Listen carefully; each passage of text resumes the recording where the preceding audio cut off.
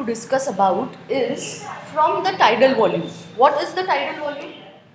One inspiration and one expiration. Okay, one inspiration or one expiration is the tidal volume. So TB, how much is the tidal volume? How much is the tidal volume? चलो बोलो कितना है tidal volume? Anjali, Shreya, how much is the tidal volume?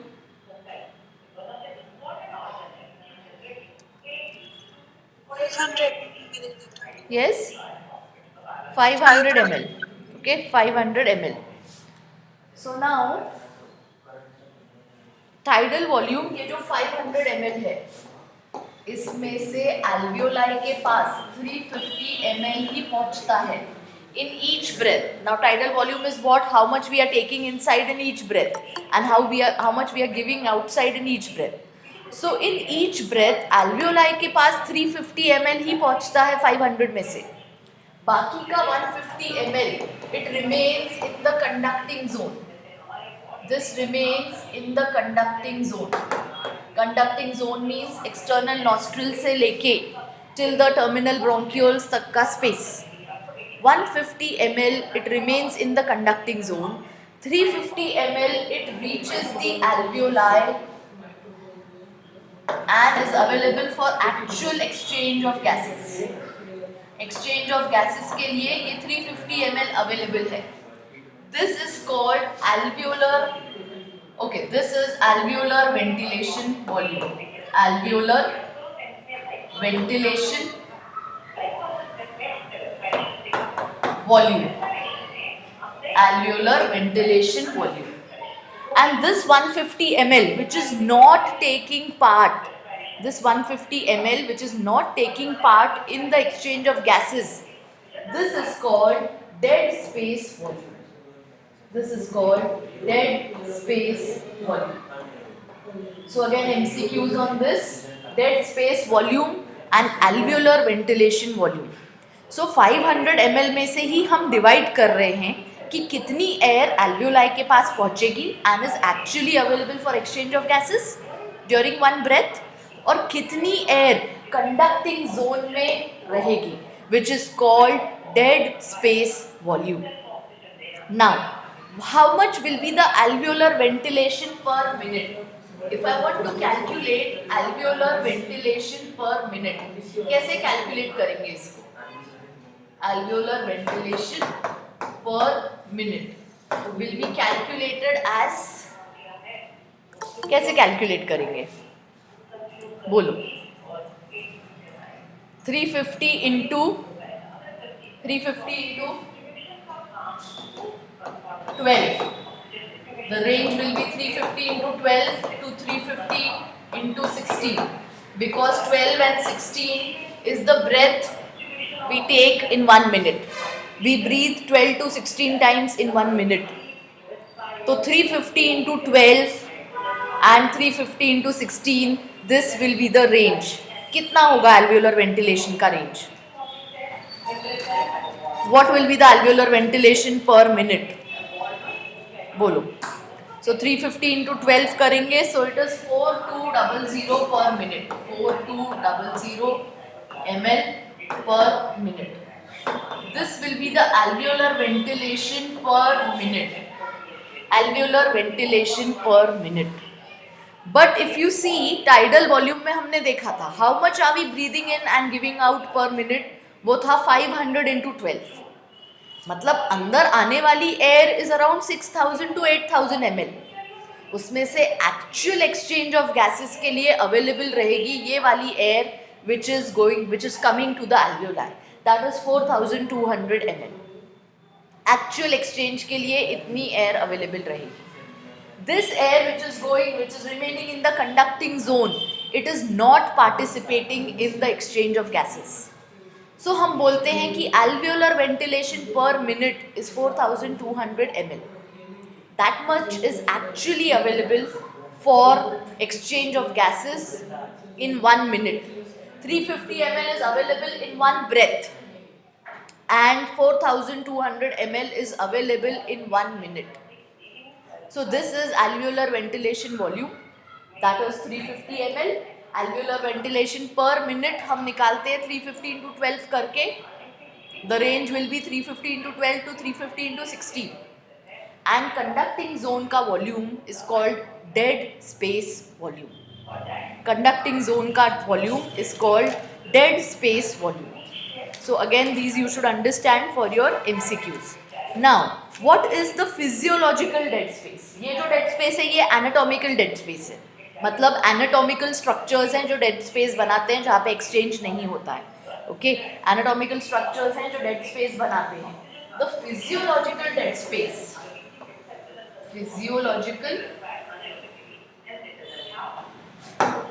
dead space.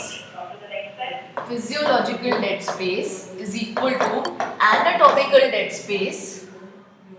Anatomical dead space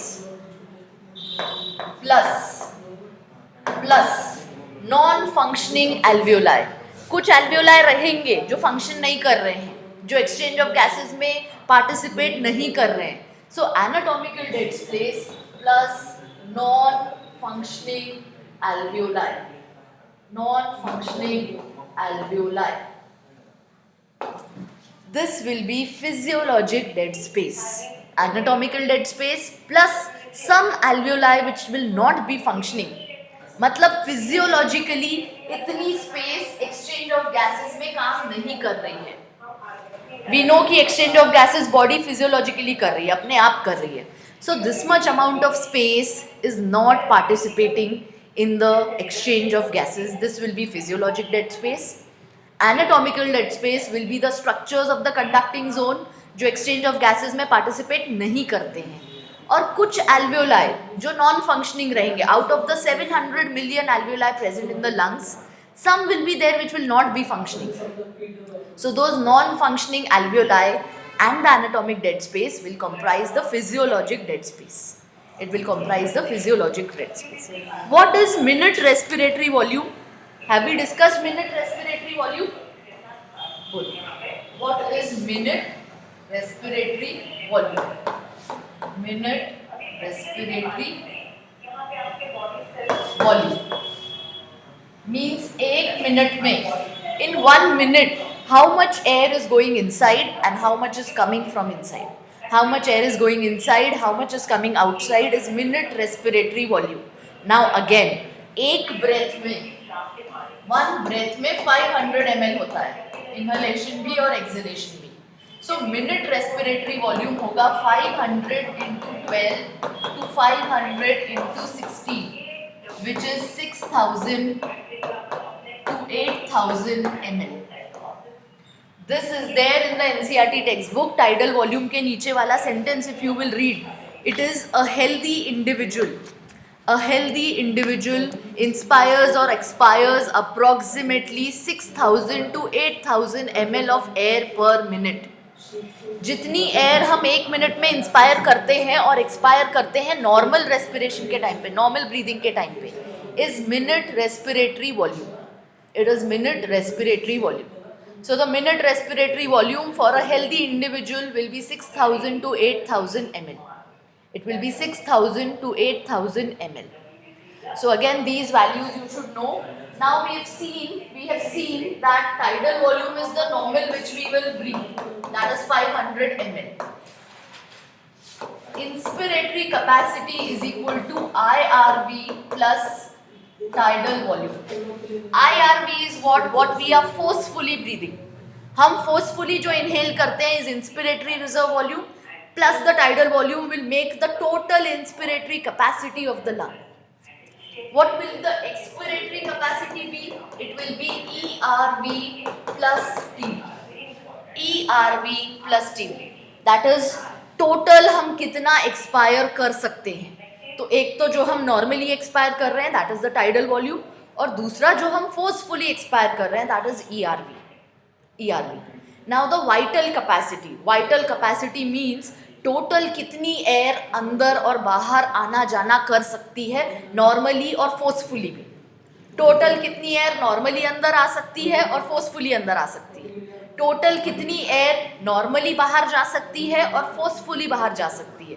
So vital capacity is going to be equal to tidal volume plus IRV plus ERV. Vital capacity means कितनी air अंदर आना जाना कर सकती है, अंदर बाहर आना जाना कर सकती है from the lungs. Now there is going to be some amount of air which will always remain in the lungs. That will be the residual volume. This is around 1100 to 1200 ml.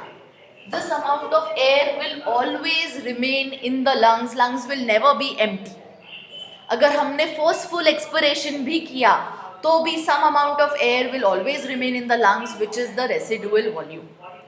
And then we have the total lung capacity, TLC, total lung capacity, which will be vital capacity plus residual volume. मतलब पूरा कितना एक lung में accommodate हो सकता है. See, if this is one lung, if this is one lung, it is going to have some volume fixed for tidal volume. It is going to have space fixed for inspiratory reserve volume. It is going to have space fixed for expiratory reserve volume and space fixed for residual volume. So everything, every volume is going to be fixed. हम forceful inspiration कर सकते हैं but up to a certain limit, उसके बाद हम नहीं ले सकते हैं एयर अंदर.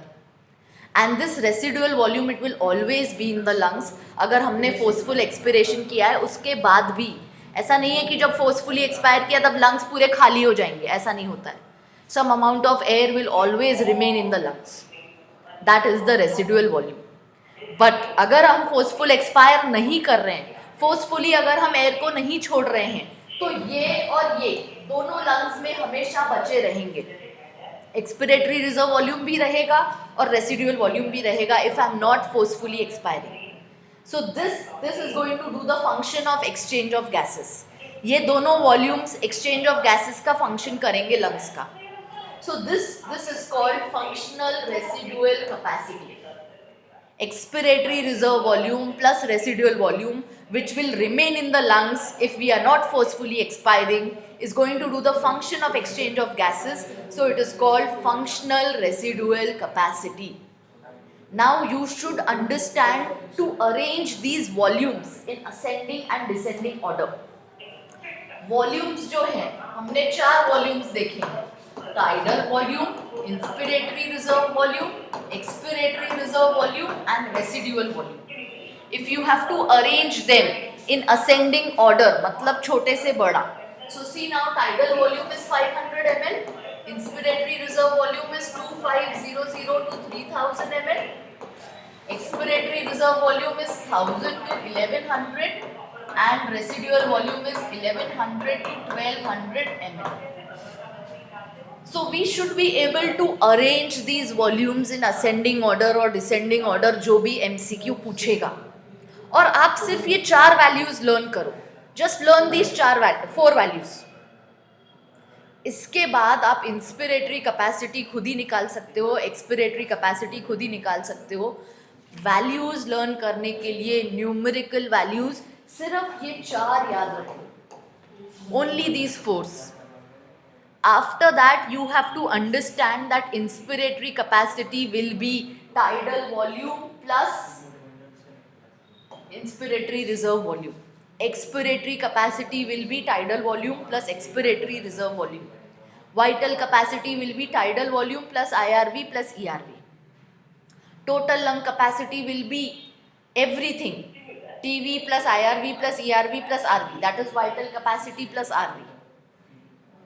ओके, यहाँ पे vital capacity is equal to TV plus IRV plus ERV. So चारों वॉल्यूम मिला के टोटल लंग कैपेसिटी बनेगी. ये वाला डायग्राम, चारों वॉल्यूम मिला के टोटल लंग कैपेसिटी बनती है. So what you have to do is don't mug up the values of capacities. Capacities की वैल्यू लर्न मत करो, ये सब कंफ्यूज होता है अदरवाइज एग्जाम में. What you do is only learn these 4 values of the volumes. Volumes की value learn करो और कैपेसिटी की हमेशा कैलकुलेट करके देख लो. बिकॉज ऐसे अगर आप याद रखोगे तो you will have to remember 9 to 10 values. But remember these 4 values so that you can find out the other values of the capacities. and these values we have added up today. That is the minute respiratory volume, क्या होता है, and we have added up dead space volume and alveolar ventilation volume. So alveolar ventilation per minute अलग होगा. Alveolar ventilation volume normal पूछा तो it will be 350 ml. Alveolar ventilation per minute पूछेंगे तो 350 को 12 से multiply करेंगे. So that is going to be the difference in these volumes now. Sure. Let us start with the next part.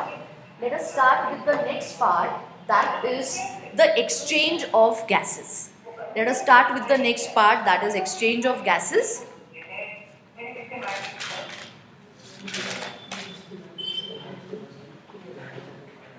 Exchange of gases. So prima facie primarily exchange होगा alveoli पे. Alveoli, they are the primary sites for exchange of gases. Alveoli are primary sites for exchange of gases. For exchange of gases. So एक condition जहाँ पे exchange होगा is between alveoli and blood. Alveoli और blood के बीच में exchange होगा oxygen और कार्बन डाइऑक्साइड का, डिफ्यूजन होगा गैसेस का. और दूसरी प्लेस जहाँ पे exchange होगा is between blood and tissue. Blood और टिश्यू के बीच में, alveoli और ब्लड के बीच में. Exchange is going to take place at these two places. alveoli और ब्लड के बीच में और ब्लड और टिश्यू के बीच में. alveoli और ब्लड के बीच में जो एक्सचेंज होगा उसको हम कौन सा रेस्पिरेशन बोलते हैं? Number 1 is called which respiration?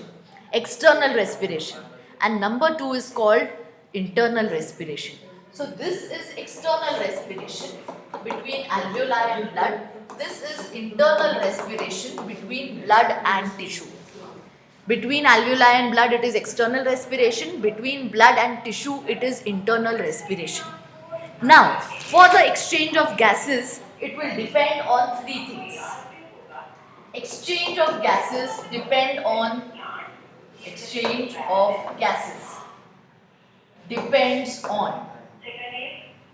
depends on number 1 the thickness of the membrane, जहाँ पे एक्सचेंज हो रहा है. जितनी थिन मेम्ब्रेन होगी it is going to favour the exchange. It is going to favour. Yes, echo हो रहा है. नहीं, वो वॉल्यूम थोड़ा सा कम करो तो, थोड़ा सा. Okay, exchange of gases it is going to be depending on thickness of membrane. जितनी thin membrane होगी वो favor करेगी exchange of gases को. दूसरा it is going to be simple diffusion. Simple diffusion means it's going to be passive transport. Exchange हमेशा passive होगा. Diffusion means passive होगा. Exchange of gases is going to be passive. The third thing is that the air exchange is always because of a gradient. It will be gradient dependent. Gradient dependent means from high pressure to low pressure gases flow. From high pressure to low pressure there is going to be exchange. जहाँ पे जिसका pressure high रहेगा वो दूसरी जगह पे जहाँ पे उसका प्रेशर लो है गैस का वो वहाँ फ्लो होगी. So exchange of gases is going to depend on thickness of membrane. जितनी थिन मेम्ब्रेन रहेगी फटाफट डिफ्यूजन होगा. It is simple diffusion method, मतलब पैसिवली मूव होंगे gases. And this exchange is going to be gradient dependent. It is going to be gradient dependent. And one more thing, it is also going to depend on the solubility of gases. It will also be dependent on solubility of gases. जो gas ज़्यादा soluble रहेगी वो ज़्यादा easily diffuse हो सके. Solubility of gases. So carbon dioxide, it is 20 to 25 times more soluble than oxygen. 20 to 25 times more soluble than oxygen. MCQ.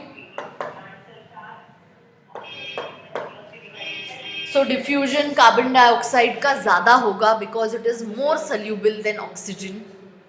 जिस gas की solubility ज़्यादा रहेगी वो ज़्यादा diffusion, fast diffusion होगा उसका. So all these things are going to take care of exchange of gases, or rather exchange of gases will be dependent on all these four things. Now let us come to our previous slide. Alveoli से जब blood में जाना है तो क्या जाएगा alveoli से blood में? What will go from the alveoli to the blood? बोलो, ऑक्सीजन जाना है या कार्बन डाइऑक्साइड जाना है? Yes? Oxygen. When we are speaking of exchange between alveoli and blood, तो alveoli से blood में आएगा oxygen. From the alveoli to the blood, oxygen is going to come. And from the blood, where this oxygen is going to go? To the tissue. To the tissue. Alveoli में oxygen कहाँ से आया? Atmosphere से आया. Alveoli में oxygen atmospheric air से आया. Alveoli से ये ऑक्सीजन जाएगा ब्लड में, ब्लड से जाएगा टिश्यू में. सो बेसिकली अगर हम बोल रहे हैं that it is pressure, it is gradient dependent, okay, it is pressure dependent. So let us right कि ऑक्सीजन का प्रेशर एटमॉस्फेरिक एयर में क्या होगा. It is 159 PO2. I will explain what is partial pressure. यहाँ पे रहेगा 159 mmHg. उसके बाद एल्वियोलाई में रहेगा 104 mmHg. उसके बाद blood which is deoxygenated which will receive this oxygen, उसमें रहेगा 40 mmHg. और टिश्यू में और भी कम रहता है. टिश्यू में ऑक्सीजन रहेगा अगेन, या blood which is deoxygenated it will receive this and it becomes 95 mmHg.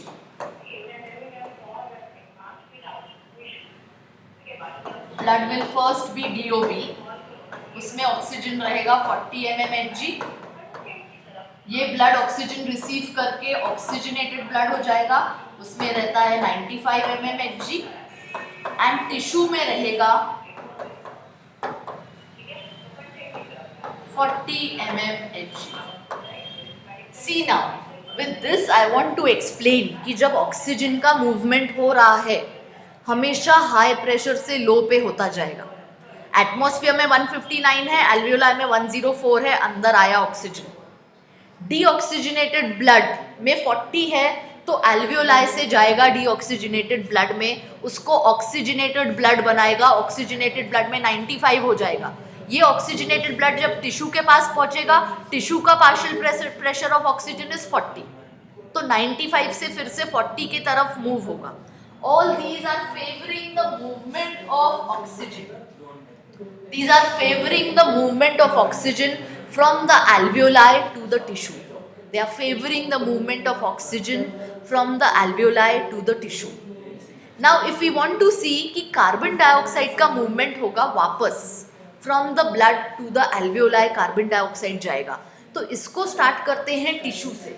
Tissue में जो कार्बन डाइऑक्साइड रहेगा PCO2 in the tissue, it will be very high. Tissue में रहेगा 45, यहाँ से आएगा ऑक्सीजनेटेड ब्लड में, ओके, जिसका PCO2 है 40. ऑक्सीजनेटेड ब्लड का PCO2 है 40, तो टिश्यू से आएगा ब्लड में जिसका है 40 ऑक्सीजनेटेड ब्लड. उसके बाद उसको वो डीऑक्सीजनेटेड कर देगा. Blood will become deoxygenated because बहुत सारा कार्बन डाइऑक्साइड आया है टिश्यू से ब्लड में. सो डीऑक्सीजनेटेड ब्लड का PCO2 हो जाएगा 45. ये डीऑक्सीजनेटेड ब्लड देगा एल्वियोलाई को, एक्सचेंज करेगा एल्वियोलाई के साथ, जिसका PCO2 in the alveolar air is again 40. मतलब फिर से देखो, हम हायर वैल्यू से कम वाली वैल्यू पे आते गए हैं. टिश्यू के पास 45 है, ऑक्सीजनेटेड ब्लड जो पहुंचता है टिश्यू के पास उसमें 40 रहता है, इसीलिए कार्बन डाइऑक्साइड टिश्यू से ब्लड में जाता है. टिश्यू से ब्लड में आया तो वो ब्लड को डीऑक्सीजनेटेड कर देगा. ये डीऑक्सीजनेटेड ब्लड जब एल्वियोलाई के पास पहुंचेगा, अब एल्वियोलाई में और कम है कार्बन डाइऑक्साइड, तो डीओबी से एल्वियोलाई में जाएगा. और एल्वियोलाई से एटमॉस्फेयर में क्यों जाएगा? बिकॉज एटमॉस्फेयर में, अब एल्वियोलाई से जाएगा एटमॉस्फेयर में, एल्वियोलाई से जाएगा एटमॉस्फेयर में. एटमॉस्फेयर में इट इज ओनली 0.3 mmHg, इतना कम रहेगा एटमॉस्फेरिक एयर में कार्बन डाइऑक्साइड. तो इजीली कार्बन डाइऑक्साइड एल्वियोलाई से बाहर की तरफ मूव होगा, that is towards the atmosphere. So you can see over here that एक ग्रेडियंट में फ्लो होता है. Oxygen will flow from high gradient to low gradient. सबसे ज्यादा ऑक्सीजन एल्वियोलाई में है, सबसे पहले एटमॉस्फेरिक एयर में है, एटमॉस्फेरिक से एल्वियोलाई में है, फिर डीओबी में है, फिर ओबी, उसका ओबी हो जाएगा. और ऑक्सीजनेटेड ब्लड में ज्यादा है एज कंपेयर टू टिश्यू, तो ऑक्सीजन जाएगा ब्लड से टिश्यू में. कार्बन डाइऑक्साइड टिश्यू में ज्यादा है तो टिश्यू से आएगा ब्लड में, उसको डीऑक्सीजनेटेड बनाएगा. ये डीऑक्सीजनेटेड ब्लड जब एल्वियोलाई के पास पहुंचेगा तो अगेन डीऑक्सीजनेटेड ब्लड में कार्बन डाइऑक्साइड ज्यादा है, एल्वियोलाई में कम है, तो कार्बन डाइऑक्साइड जाएगा एल्वियोलाई में और एल्वियोलाई से जाएगा एटमॉस्फेयर में. This is because this gradient is created. हमेशा एक ग्रेडियंट प्रेजेंट रहेगा for the flow. Gases will always flow from high to low pressure. किसी भी एमसीक्यू में अगर आपको कंफ्यूज होगा, you have to remember this gradient. हमेशा ऑक्सीजन का फ्लो एटमॉस्फेयर से एल्वियोलाई, एल्वियोलाई से डीऑक्सीजनेटेड ब्लड, वो उसको ऑक्सीजनेटेड बना देगा और फिर टिश्यू के पास पहुंचेगा. टिश्यू में कार्बन डाइऑक्साइड ज़्यादा रहेगा तो वो जाएगा ऑक्सीजनेटेड ब्लड में, उसको डीऑक्सीजनेटेड बना देगा और फिर डीऑक्सीजनेटेड ब्लड से एक्सचेंज होगा एल्वियोलाई में, एल्वियोलाई से एटमॉस्फेयर में. लेकिन ये पूरी स्टेप में हम देख रहे हैं कि हाई प्रेशर से लो प्रेशर, हाई प्रेशर से लो प्रेशर ही मूवमेंट होगी. दैट इज ग्रेडियंट हमेशा प्रेजेंट रहेगा ये गैसेस को डिफ्यूज कराने के लिए. So we have written this point that exchange of gases will be gradient dependent. Membrane तो चाहिए ही. रेस्पिरेटरी मेम्ब्रेन हमने देखी है between the alveoli and the blood capillary. Blood capillary और टिश्यू के बीच में भी वैसा ही एक्सचेंज होगा, सिंपल स्क्वैमस एपिथेलियम के थ्रू डिफ्यूज होगी चीज़ें. एंड सल्यूबिलिटी ऑफ गैसेस, बिकॉज ये ब्लड के थ्रू होगी, ये गैसेस ट्रांसपोर्ट किसके थ्रू होगी? ब्लड के थ्रू होगी. तो जो गैस ब्लड में ज़्यादा सल्यूबल रहेगी वो ज़्यादा फास्ट ट्रांसफर होके डिफ्यूज होगी. जो गैस ब्लड में ज़्यादा सल्यूबल रहेगी वो ज़्यादा फास्ट ट्रांसफर होके डिफ्यूज होगी. Now let us see now that from the alveoli, if this is the alveoli, ये alveoli है, okay, I will keep this space empty, ये alveoli है.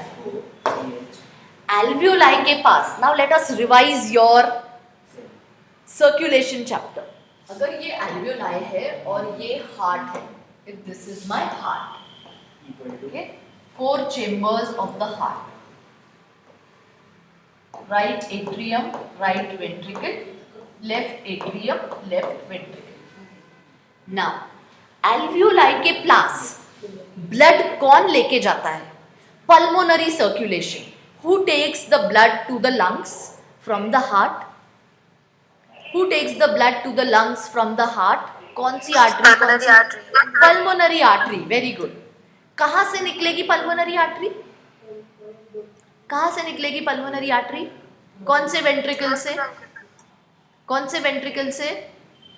Right ventricle. Okay, right ventricle it will leave from the pulmonary artery, it will leave from the right ventricle and it will take what to the heart, what to the lungs. क्या लेके आएगी यहाँ पे? Deoxygenated blood. हाँ, deoxygenated blood लेके आएगी, deoxygenated blood लेके आएगी एल्वियोलाई के पास. This is the pulmonary artery. So this is pulmonary artery. It carries deoxygenated blood. यहाँ पे है एल्वियोलाई. एल्वियोलाई में PO2 क्या है? पार्शियल प्रेशर ऑफ ऑक्सीजन कितना है और partial pressure of carbon dioxide कितना है? बोलो. We have written now 104 and 0.3. नहीं, 0.3 एटमॉस्फेयर में है. एल्वियोलाई में कितना है? 104 एंड 40. जब पल्मोनरी आर्टरी ये डीऑक्सीजनेटेड ब्लड हार्ट से लेके आ रही है एल्वियोलाई के पास, इस डीऑक्सीजनेटेड ब्लड में पार्शियल प्रेशर ऑफ ऑक्सीजन कितना है? डीऑक्सीजनेटेड ब्लड में कितना है? 45. PO2 is 40. 40. And CO2 is 45. Yes, PO2 is 40, PCO2 is 45. ये यहाँ पहुंच रहा है deoxygenated blood. See now with the gradient क्या कहाँ फ्लो होगा? एल्वियोलाई से ऑक्सीजन आएगा अंदर. एल्वियोलाई से ऑक्सीजन यहाँ आएगा और क्या यहाँ से जाएगा? CO2 जाएगा. CO2 जाएगा because of the gradient. See PO2 40 है और एल्वियोलाई में 104 है, तो 104 से 40 वाले के पास आएगा. कार्बन डाइऑक्साइड डीऑक्सीजनेटेड ब्लड में 45 है और एल्वियोलाई में 40 है, तो 45 से उधर जाएगा एल्वियोलाई में. अगर यहाँ पे ऑक्सीजन आता जाएगा तो ये ब्लड क्या हो जाएगा? ये ब्लड हो जाएगा ऑक्सीजनेटेड ब्लड. हाँ, ये ब्लड हो जाएगा oxygenated blood. This blood is now OB, oxygenated blood. कितना है इसका PO2 ऑक्सीजनेटेड ब्लड का? 30. ऑक्सीजनेटेड ब्लड का 95. हाँ 95. और CO2 PCO2 कितना है? 40. 40. ये ब्लड कहाँ जाएगा हार्ट में? Where will this blood go in the heart? Left atrium. Left atrium. Okay. हाँ, left atrium. This vessel is called what? Pulmonary vein.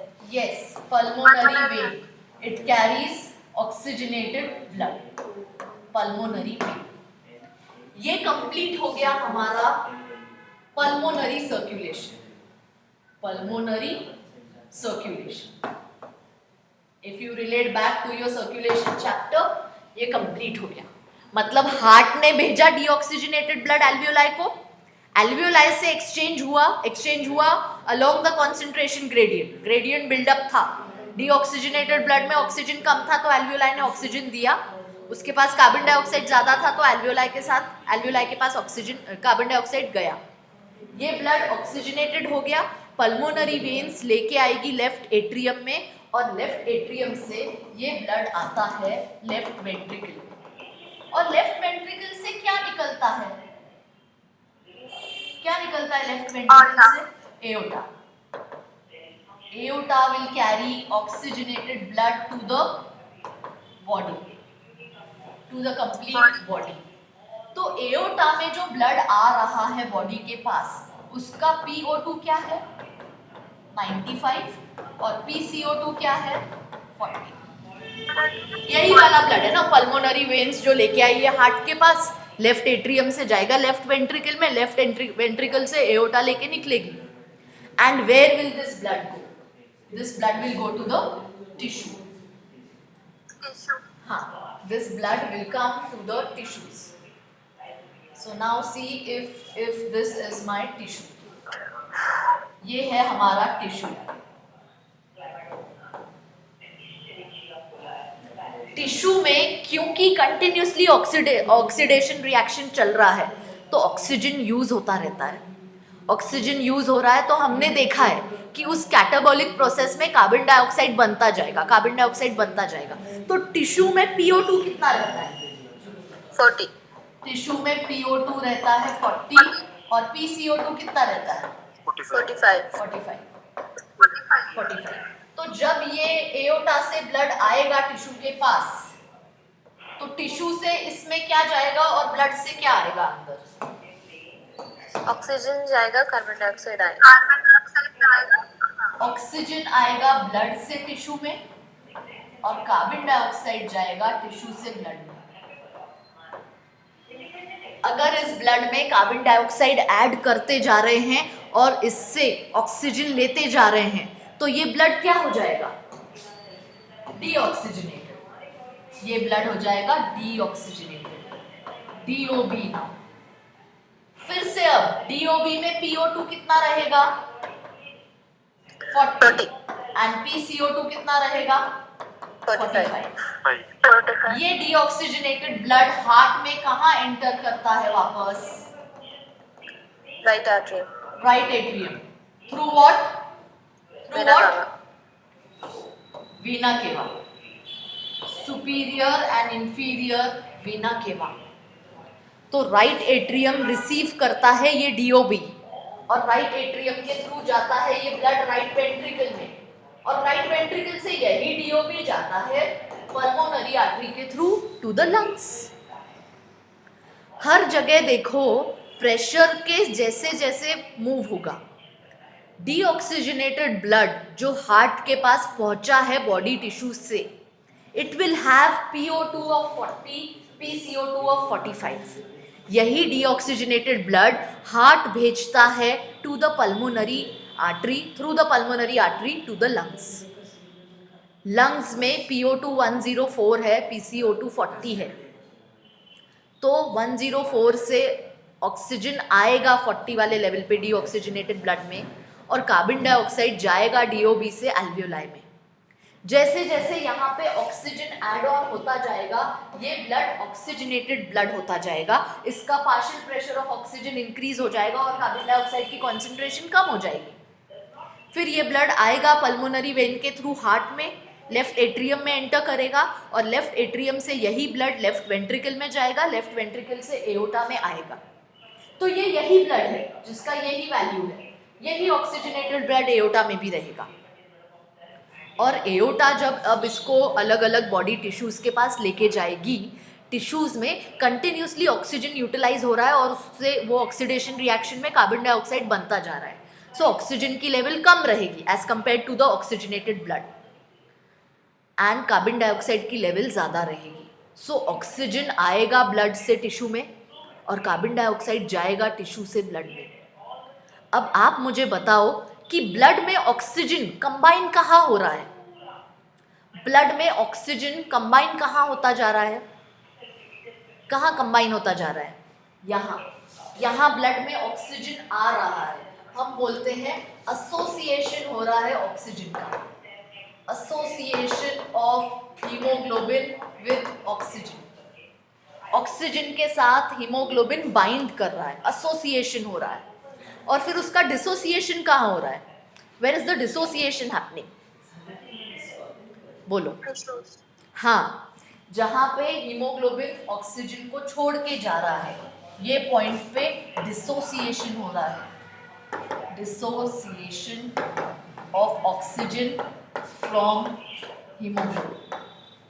Means एक पॉइंट पे एसोसिएशन हो रहा है और दूसरे पॉइंट पे यही हीमोग्लोबिन से ऑक्सीजन छोड़ के टिश्यू में जा रहा है। इसीलिए हम बोलते हैं कि haemoglobin it can bind in a reversible manner with oxygen. Reversible manner means जब ज़रूरत आएगी वो ऑक्सीजन को छोड़ेगा, जब ज़रूरत आएगी वो ऑक्सीजन को बाइंड करेगा। सो एक जगह पे एसोसिएशन हो रहा है हीमोग्लोबिन का, ऑक्सी हीमोग्लोबिन बन रहा है, दूसरी जगह पे डिसोसिएशन हो रहा है ऑक्सीजन का फ्रॉम द हीमोग्लोबिन, वो उससे डिटैच होके टिश्यू में जा रहा है।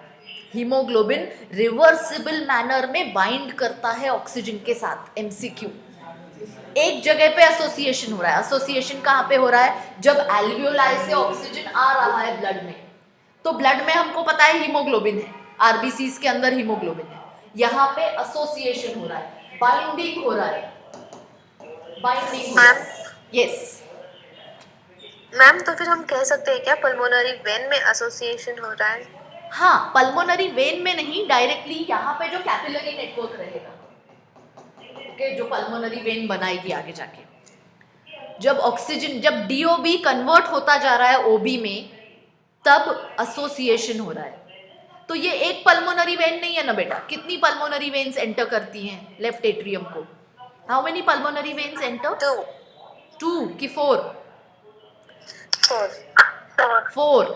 2 लेफ्ट लंग से, 2 राइट लंग से। और कितनी पल्मोनरी आर्टरी निकलती हैं राइट वेंट्रिकल से?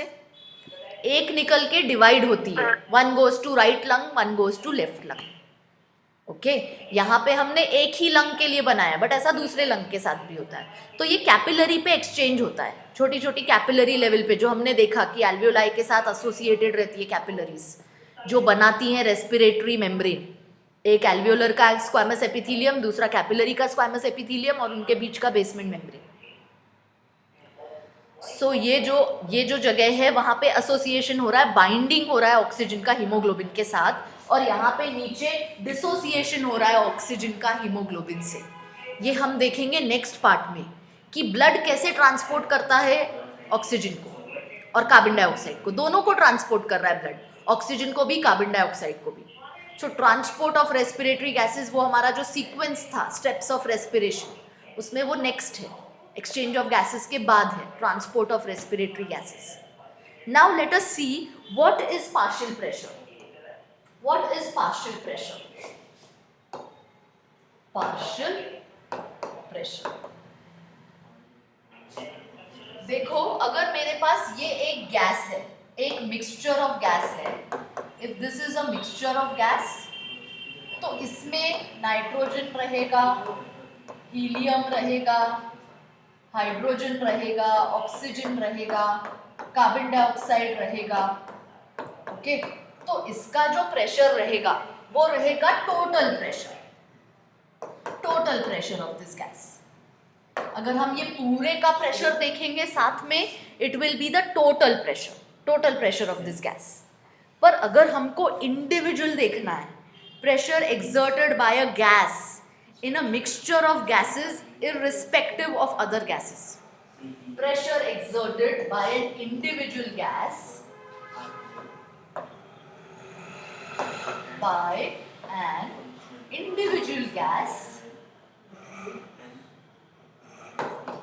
in a mixture of gases.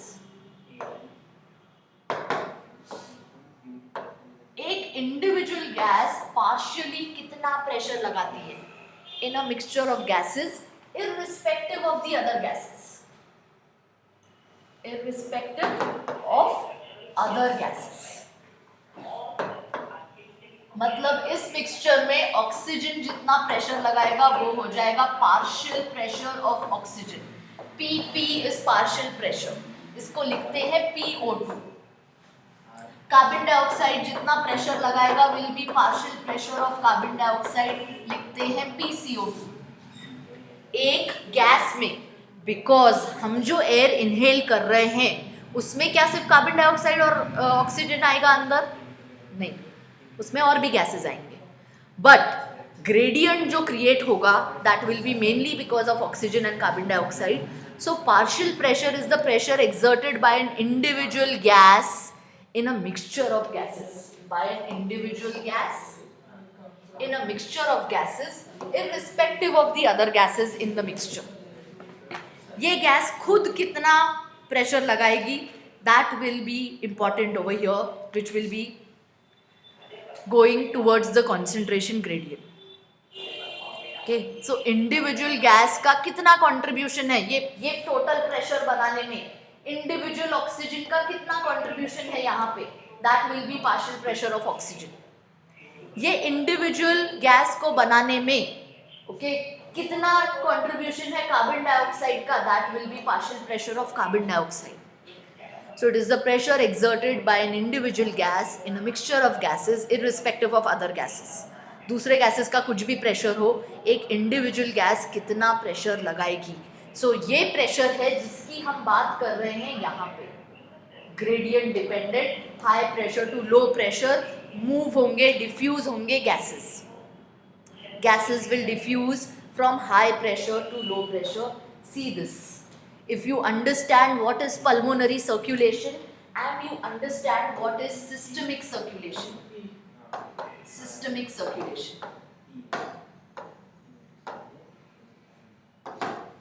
So then you understand कि कैसे मूव हो रहा है।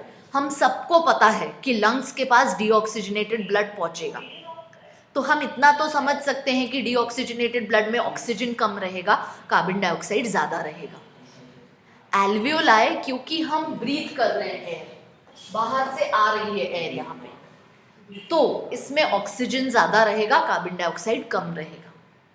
तो जब ये डीऑक्सीजनेटेड ब्लड एल्वियोलाई के पास पहुंचेगा, ऑक्सीजन एल्वियोलाई से आएगा ब्लड में और कार्बन डाइऑक्साइड जाएगा, बिकॉज कॉन्सेंट्रेशन ग्रेडियंट बन रहा है।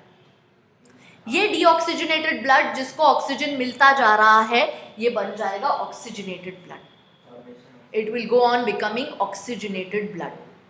तो उसमें ऑक्सीजन बढ़ जाएगा, कार्बन डाइऑक्साइड कम हो जाएगा।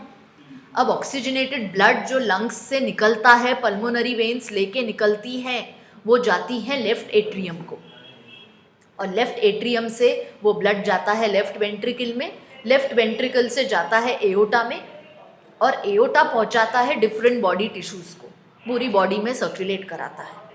तो एओटा जो ब्लड लेके निकल रहा है वो ऑक्सीजनेटेड ब्लड है, मतलब उसका PO2 95 रहेगा, PCO2 40 रहेगा। जब ये टिश्यूज़ के पास पहुंचेगा, टिश्यू में फिर से ऑक्सीजन कम रहेगा, बिकॉज कंटिन्यूसली ऑक्सीडेशन रिएक्शन हो रहा है, और PCO2 ज़्यादा रहेगा।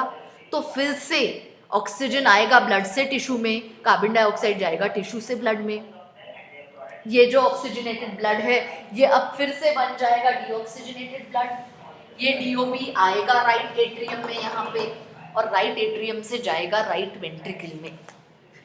सिंपल है, अगर हार्ट का डायग्राम हमको समझता है तो ये वैल्यूज़ समझना इजी है कि कहाँ से कहाँ एक्सचेंज हो रहा है, कहाँ से कहाँ एक्सचेंज हो रहा है। यहाँ पे ये याद रखना है कि पल्मोनरी सर्कुलेशन में भी एक्सचेंज हो रहा है। ये एक पल्मोनरी सर्कुलेशन में एसोसिएशन हो रहा है ऑक्सीजन का, और डिसोसिएशन किसका हो रहा है पल्मोनरी सर्कुलेशन में? डिसोसिएशन हो रहा है कार्बन डाइऑक्साइड का। वेराज सिस्टमिक सर्कुलेशन में डिसोसिएशन हो रहा है ऑक्सीजन का, और एसोसिएशन किसका हो रहा है ब्लड के साथ? कार्बन डाइऑक्साइड का। जैसे ये एसोसिएशन और डिसोसिएशन हमने ऑक्सीजन के लिए लिखा है, हम कार्बन डाइऑक्साइड के लिए भी लिख सकते हैं। यहाँ पे कार्बन डाइऑक्साइड का डिसोसिएशन हो रहा है, dissociation of carbon dioxide from the blood, और यहाँ पे एसोसिएशन हो रहा है, एसोसिएशन हो रहा है ऑफ कार्बन डाइऑक्साइड। मतलब ब्लड में अंदर जा रहा है, तो हम उसको बोलेंगे कि ये एसोसिएट हो रहा है ब्लड से। यहाँ पे ब्लड से बाहर निकल रहा है, मतलब डिसोसिएट हो रहा है ब्लड से।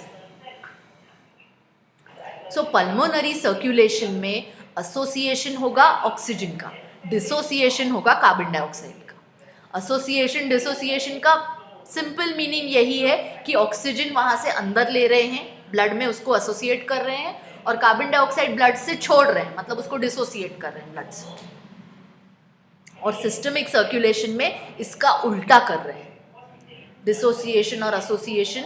डिसोसिएशन होगा ऑक्सीजन का ब्लड से, और एसोसिएशन होगा कार्बन डाइऑक्साइड का ब्लड में। See that you can understand all this what is going on. Quickly open करो आपका NCERT टेक्स्ट बुक, 2 मिनट बस इसको रीड करेंगे and then we will stop the lecture. So open your NCERT text book, page number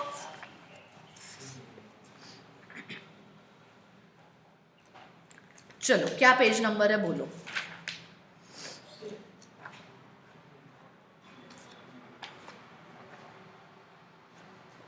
page number 272, exchange of gases.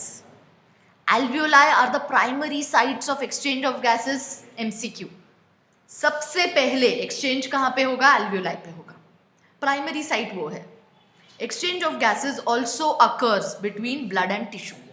तो ये हमारा first point था आज के लेक्चर का, कि एक्सचेंज 2 जगह पे हो रहा है, एक तो एल्वियोलाई और ब्लड के बीच में विच इज एक्सटर्नल रेस्पिरेशन, दूसरा ब्लड और टिश्यू के बीच में which is internal respiration. This was our first point. Second, oxygen and carbon dioxide are exchanged in these sites by simple diffusion, mainly based on pressure or concentration gradient. This was our next point. कि ये जो है ये simple diffusion से होगा, passively move होंगे, and it will be gradient dependent. It will be gradient dependent. High pressure से low pressure पे मूव होंगे हमेशा. Solubility of the gases as well as the thickness of the membrane. Now these were our next points on the slide.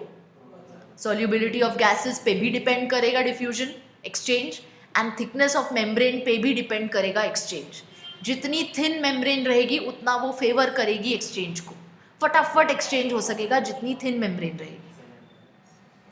Solubility of gases as well as thickness of membrane involved in diffusion are also some important factors that can affect the rate of diffusion.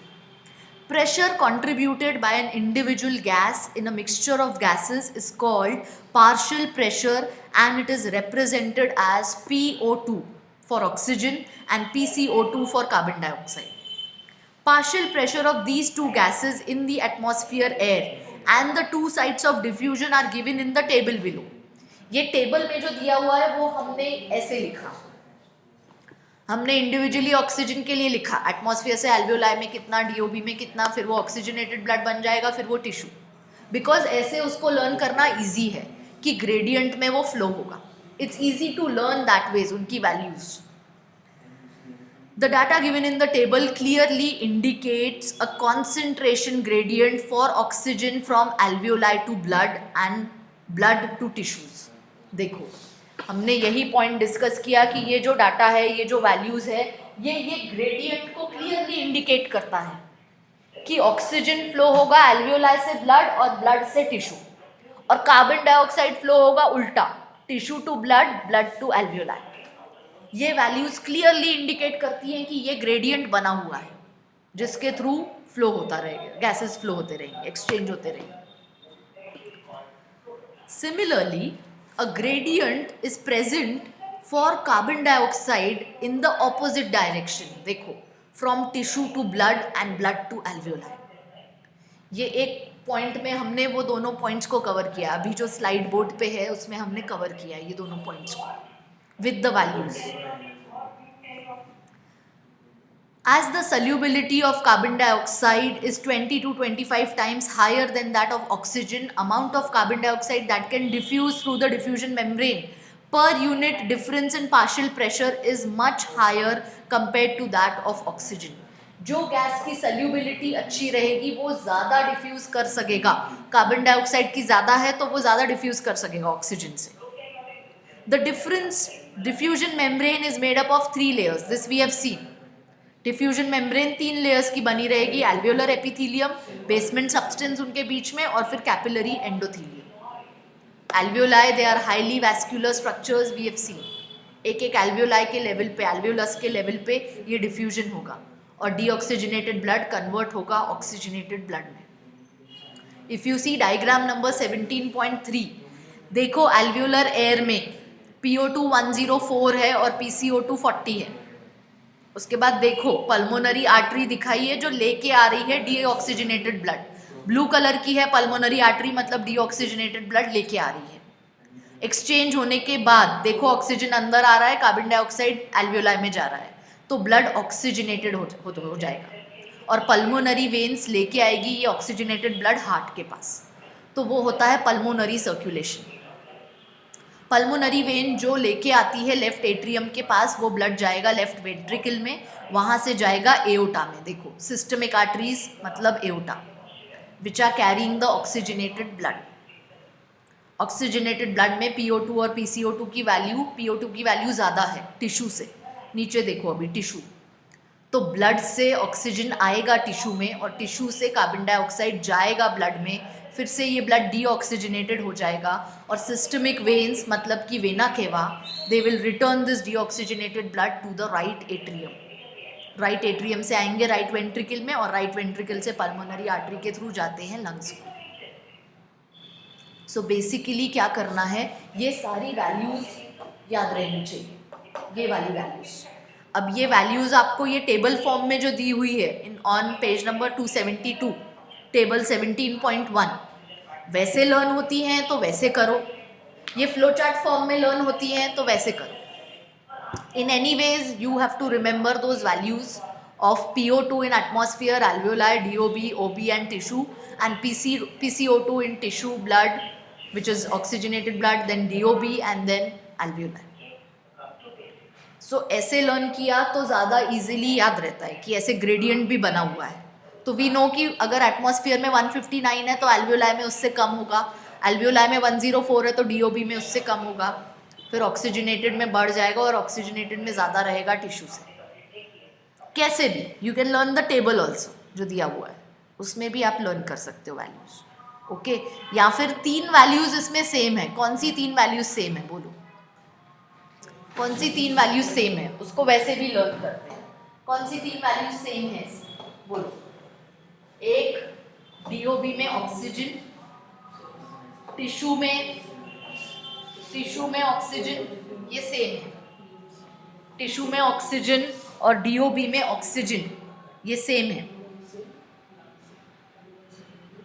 Okay और तीसरी value है ये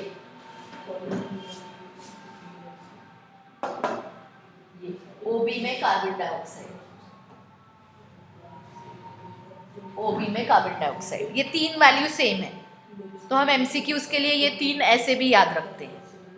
okay और 2 values same है. कौन सी 2 हैं देखो.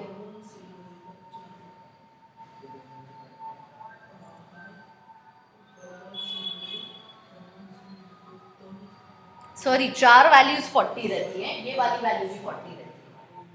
हाँ तो ये 4 वैल्यूज हम याद रखते हैं कि 40 40 40 40 हैं.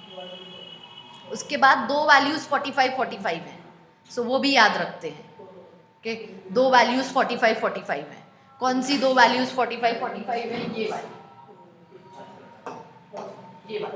PCO2 in tissue and PCO2 in DOB. ये 2 वैल्यूज 45 45 है, ऐसे भी याद रखते हैं.